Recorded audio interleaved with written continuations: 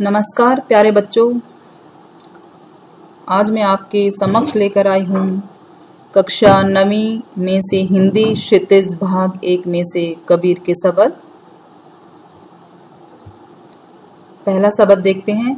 मोको कहाँ ढूंढे बंदे मैं तो तेरे पास में, ना मैं देवल ना मैं मस्जिद ना काबे कैलाश में, ना तो कौने क्रिया कर्म में नहीं योग वैराग में, खोजी होए तो तुरंत मिलहियों पल भर की तलाश में, कहे कबीर सुनो भई साधो सब श्वासों की श्वास में। यहाँ पर कबीर दास जी ने उन मनुष्यों पर कटाक्ष किया है जो भगवान को ढूंढने के लिए मंदिरों में जाते हैं, मस्जिदों में जाते हैं, काबा की यात्रा करते हैं, कभी कैलाश जाते हैं, और कई मनुष्य जो बाह्य आडंबरों दिखाव में कुछ संन्यास धारण कर लेते हैं। उन सभी पर क्या व्यंग कसा है और क्या कहा है, सुनिए। मोको कहाँ ढूंढे बंदे कि मुझे, मोको यानी मुझे, ये मनुष्य मुझे कहाँ ढूंढने का प्रयास कर रहे हो। मैं तो तेरे पास में, अर्थात मैं तो तेरे पास में ही हूँ, मैं तो तेरी श्वास में ही हूँ। ना मैं देवल, देवल यानी मंदिर, ना मैं मस्जिद, ना मैं मस्जिदों में हूँ, ना काबे कैलाश में, काबा मुसलमानों का एक पवित्र तीर्थ स्थल है कि नहीं तो मैं काबा यात्रा करने से मिलूंगा और नहीं मैं कैलाश में आपको दर्शन दे सकता हूँ। ना तो कोने क्रिया कर्म में, नहीं तो मैं किसी प्रकार के भाई आडंबर में हूँ, नहीं योग वैराग में, और नहीं मैं क्या है सन्यास, जो मनुष्य सन्यासी बनकर मुझे प्राप्त करने का प्रयास करते हैं, नहीं मैं उनको अपने दर्शन दे सकता हूँ।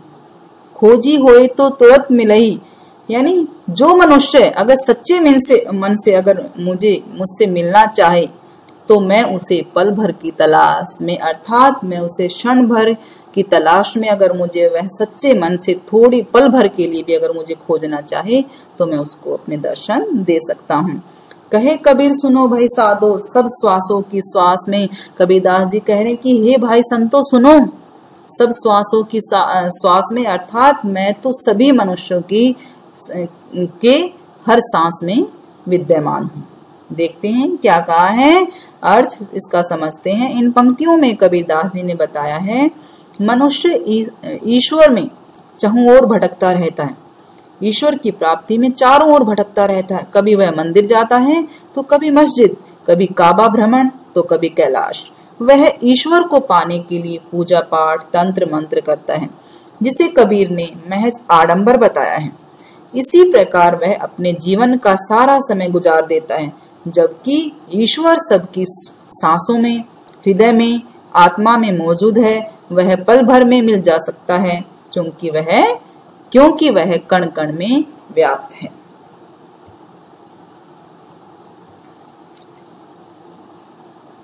संतो भाई आई ज्ञान की आंधी रे, भ्रम की टाटी सबे उड़ानी, माया रहे न बांधी, हिति चित की द्वैथूनी गिरानी, मोह बलिंडा टूटा, तृष्णा छानी परी घर ऊपरी, कुबूधी का भांडा फूटा, जोग जुगती करी संतो बांधी, निर्चु चुवै न पानी, कूड़ कपट काया की निकसया, हरि की गति सब जानी, आंधी पीछे जो जल बूट, प्रेम हरि जन भीना, कहे कबीर बहान के प्रगटे, उदित बया तमखीना।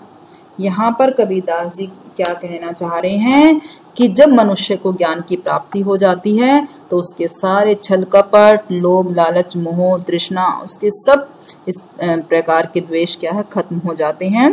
तो देखते हैं उन्होंने किस प्रकार समझाने का हमें प्रयास किया है। संतो भाई आई ज्ञान की आंधी रे, ये मनुष्य जब मनुष्य को ज्ञान की प्राप्ति हो जाती है, अर्थात ज्ञान रूपी जब आंधी आती है, भ्रम की टाटी सब उड़ानी, तो वह हमारे मन में जितने भी भ्रम हैं, जितने भी द्वेष हैं, वह उन सब को उड़ा ले जाती है, अर्थात वे सब खत्म हो जाते हैं। माया रहने बांधी, अर्थात उस समय जो माया के बंधन में मनुष्य बंधा हुआ है वह बंधन भी क्या है, वह टूट जाते हैं। मनुष्य उन बंधनों से भी अपने आप को अलग कर लेता है। हिति चिति की द्वैथूनी गिरानी, मोह बलिंडा टूटा। कबीरदास जी क्या कह रहे हैं? हिति चित की द्वे, द्वे होता है दो, थूनी होता है खंबे, गिरानी गिर जाते हैं।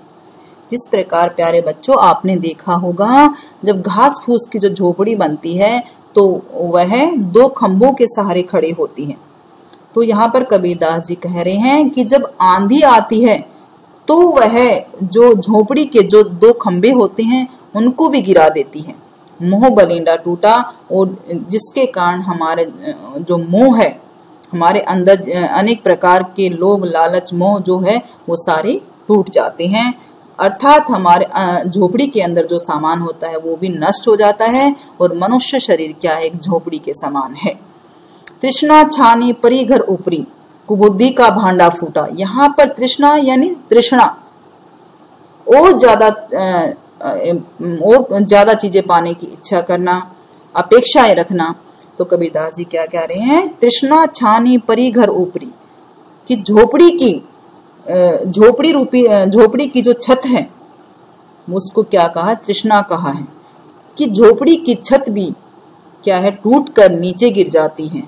कुबुद्धि का भांडा फूटा, कुबुद्धि यानी बुरे विचार, और हमारी बुद्धि में जो बुरे विचार हैं वो भी सारे नष्ट हो जाते हैं। जोग जुगती करी संतो बांधी, निर्चु चुए ने पानी।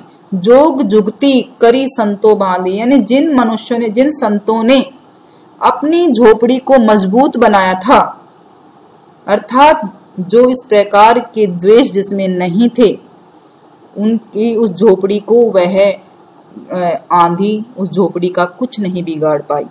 अर्थात निर्चु चुए ने पानी, अर्थात उस झोपड़ी में पानी की एक बूंद तक नहीं गई। कूड़ कपट काया का निक्सा, हरि की गति सब जानी। अर्थात जब ज्ञान रूपी आंधी आती है तो हमारी काया से क्या है? सारा कूड़ा कपट यानी छल कपट धोखा मोह माया सब क्या है? निकल जाता है। हरि की गति सब जानी, और मनुष्य क्या है? भगवान की प्राप्ति में लीन हो जाता है। अर्थात वह हरि की गति अर्थात भगवान के दर्शन करने की उसकी लालसा बनी रहती है। आंधी पीछे सो जल बूट, प्रेम हरिजन भीना। आंधी पीछे यानी ज्ञान रूपी आंधी के आने के बाद जब बारिश हुई तो उसमें सब कुछ धुल जाता है। प्रेम हरिजन भीना, उसमें क्या है? वही लोग भीगते हैं, वही उस आंधी के बाद जो प्रेम रूपी जल है जो बरसता है उसे क्या है? जो हरि के प्रेमी हैं वही उसका अनुभव करते हैं। कहे कबीर भान के प्रगटे, उदित भया तम खीना। कबीरदास जी कह रहे हैं भान यानी भानु, सूर्य यानी ज्ञान रूपी प्रकाश जब प्रकट होता है, उदित होता है, भया तम खीना, तब क्या है? तम होता है अंधकार, अंधकार यानी अज्ञान रूपी अंधकार, द्वेष रूपी अंधकार, ये सारे क्या है? खत्म हो जाते हैं। देखते हैं आगे क्या बताया है। इन पंक्तियों में कबीर जी ने ज्ञान की महत्ता को स्पष्ट किया है। उन्होंने ज्ञान की तुलना आंधी से करते हुए कहा है कि जिस तरह आंधी चलती है तब कमजोर पड़ती हुई झोपड़ी की चारों ओर की दीवारें गिर जाती है, वह बंधन मुक्त हो जाती है और खंबे धराशायी हो जाते हैं। उसी प्रकार जब व्यक्ति को ज्ञान प्राप्त होता है तब मन के सारे भ्रम टूट जाते हैं, सारे बंधन टूट जाते हैं। छत को गिरने से रोकने वाला लकड़ी का टुकड़ा जो खंबे को जोड़ता है वो भी टूट जाता है और छत गिर जाती है, और रखा जो सामान, झोपड़ी में जो सामान रखा वो सारा नष्ट हो जाता है। उसी प्रकार ज्ञान प्राप्त होने पर व्यक्ति स्वार्थ रहित हो जाता है, उसका मोह भंग हो जाता है, जिससे उसके अंदर का लालच मिट जाता है और मन का समस्त विकार नष्ट हो जाते हैं। परंतु जिनका घर मजबूत रहता है, यानी जिनके मन में कोई कपट नहीं होती है, साधु स्वभाव के होते हैं, उन्हें आंधी का कोई प्रभाव नहीं पड़ता है। आंधी के बाद वर्षा से सारी चीजें धुल जाती हैं। उसी तरह ज्ञान प्राप्ति के बाद मन निर्मल हो जाता है, व्यक्ति ईश्वर के भजन में लीन हो जाता है। ये कबीर परिचय है। कबीर के जन्म और मृत्यु के बारे में अनेक मत हैं। कहा जाता है उनका जन्म 1398 में काशी में हुआ था।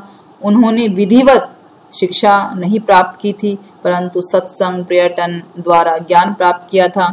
वे राम और रहीम की एकता में विश्वास रखने वाले संत थे।